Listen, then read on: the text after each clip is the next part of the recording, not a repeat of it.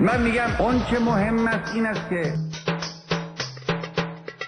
شیر امام از نایلون از پلاستیک درست شده. از نزدیک دیدم اون رو، بارها تأسف خوردم از غصه. من و شما خیلی واقعا به این شیر احتیاج داریم. منظورم شیر امام میدرخشد مثل ستاره، مثل خورشید. اصلا کسی باور میکنه؟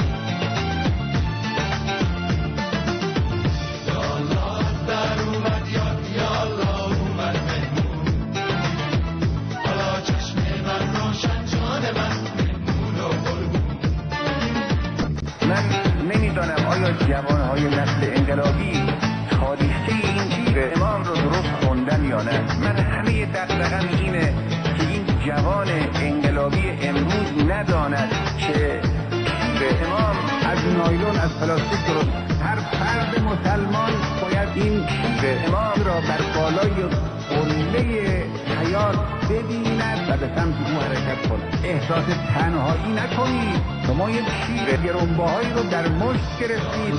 در اومد یا الله اومد مهمون، حالا چشم من روشن، جان من مهمون و قربون. من میگم اگر میخواهید هنر این کشور رشد پیدا کند به شیر امام تکیه بکنید.